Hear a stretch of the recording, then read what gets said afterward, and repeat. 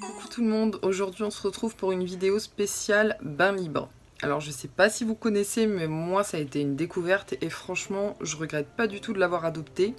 Donc je vous en parle, si ça vous intéresse, continuez à regarder et n'oubliez pas les filles, si vous avez envie qu'on échange, commentez cette vidéo. Et partagez-la si elle vous plaît, si vous avez envie de donner le conseil à d'autres mamans de faire la même chose que moi j'ai décidé de faire avec le bain libre. Pour tout vous dire, le bain libre j'y connaissais rien du tout.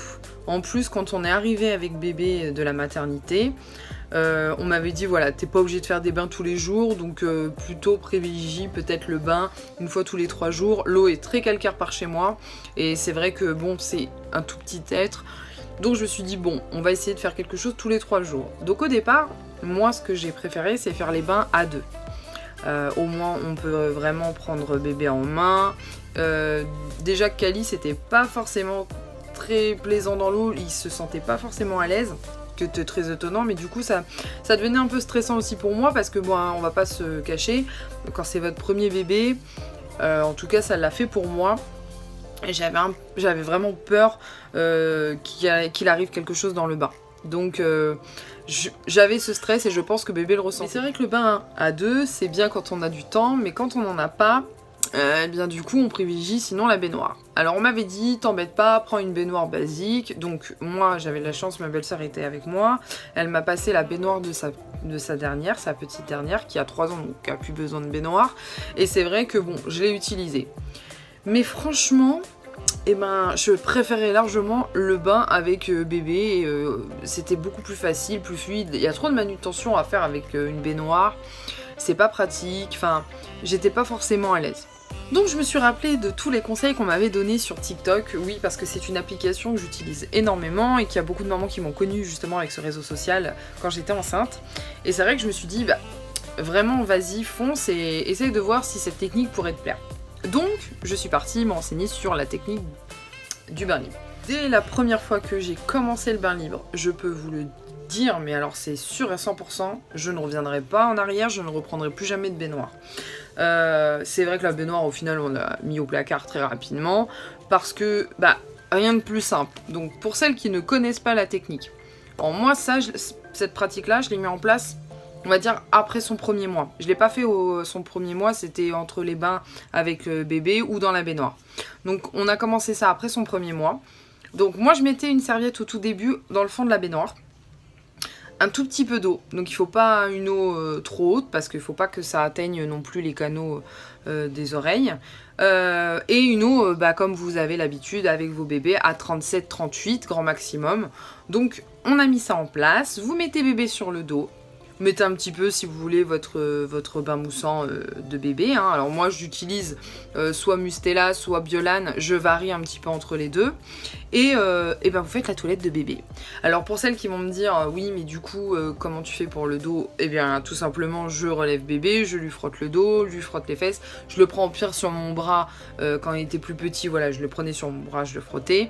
Et sinon bah voilà, mais les gestes que l'on fait à ce moment-là, bah, si vous voulez ça vient naturellement et puis on a beaucoup plus de place puisqu'avec la baignoire, alors bien sûr si vous avez pas de baignoire, eh bien vous pouvez prendre une bassine un petit peu plus grande, une baignoire un peu plus grande pour celle que vous avez pour les douches, mais sinon bon, bah, voilà c'est vraiment fait pour ceux qui ont des baignoires. Et l'objectif si vous voulez du bain libre, c'est que bébé puisse être libre de ses mouvements. Moi depuis que je fais ça avec Alice, vraiment j'ai senti que il avait plus peur de l'eau, qu'il se sentait beaucoup plus en confiance. Alors c'est aussi du fait que moi il me sentait moins stressée, que du coup j'avais la sensation que voilà, les petits mouvements de pied et tout ça ne bloquaient pas dans la baignoire.